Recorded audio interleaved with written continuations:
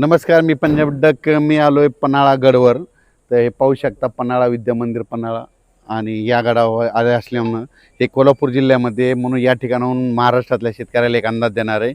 तर महाराष्ट्रातल्या शेतकऱ्यांना सर्वप्रथम हे कोल्हापूर जिल्ह्यामध्ये सातारा भागाकडे असल्यामुळं सर्वप्रथम या भागातल्या शेतकऱ्याला सांगू इच्छितो की कोल्हापूर, सातारा, पुण्यातल्या की तुमच्याकडं मात्र 19 एप्रिलपासून ते 25 एप्रिलच्या दरम्यान काही ठिकाणी पावसाळ्यासारखा पाऊस पडणार आहे. पुणेकरांना गारपीट बघायला भेटणार आहे, साताऱ्याला गारपीट पाहायला भेटणार आहे, कोल्हापूरवाल्यांना भेटणार आहे. या पन्हाळा किल्ल्यावर देखील पाऊस पडणार आहे. म्हणजे 22-23 तारखेला ह्या इथं सगळं पाणी साचलेलं दिसतं. म्हणून हे पन्हाळा गडच्या परिसरातली लोकांनी देखील हे अंदाज लक्षात घ्यायचा. मग राज्यात सांगायचं झालं तर ज्यांचा कांदा असेल, गहू असेल, हरभरा असेल तर तुम्ही काय करा, 19 एप्रिलपर्यंत काढून घ्या. कारण की राज्यामध्ये 20 तारखेपासून 20 एप्रिलपासून ते 21, 22, 23, 24, 25 एप्रिल दरम्यान काही ठिकाणी पावसाळ्यासारखा पाऊस पडणार आहे, काही ठिकाणी गारपीट होणार आहे. म्हणून हा अंदाज देखील सर्व शेतकऱ्यांनी लक्षात घ्यायचा. मग सांगायचं झालं तर आपण विदर्भाकडे बोलू.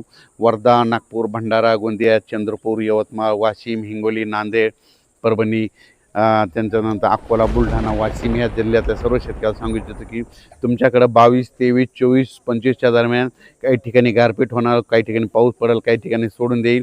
म्हणून हा अंदाज देखील सर्व शेतकऱ्यांनी लक्षात द्यायचा.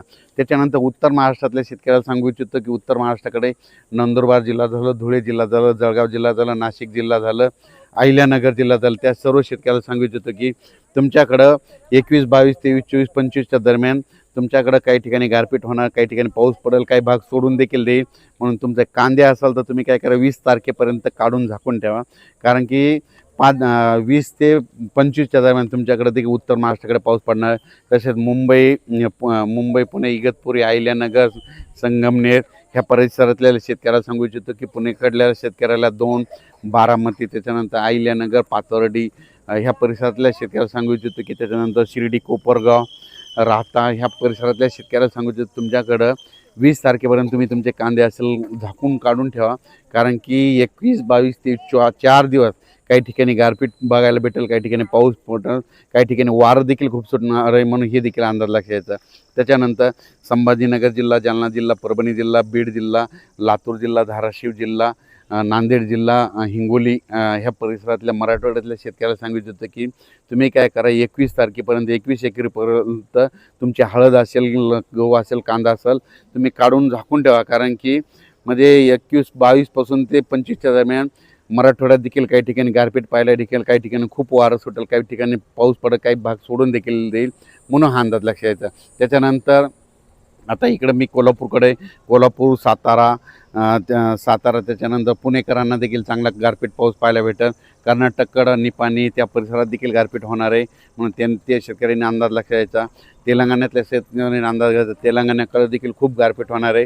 म्हणून त्या तेलंगणातल्या आदिलाबाद, निजामाबाद, सगरोळी, बिलोली, धर्माबाद त्या परिसरातल्या शेतकऱ्यांनी देखील हा अंदाज लक्षात घेऊन आपण आपल्या पिकाची काळजी घ्यायची.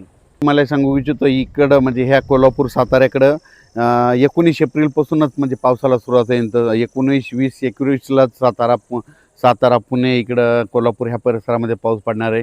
म्हणून शिरोळ भागातल्या शेतकऱ्यांनी, निपाणीच्या सर्व शेतकऱ्यांनी अंदाज लक्षात घ्यायचा.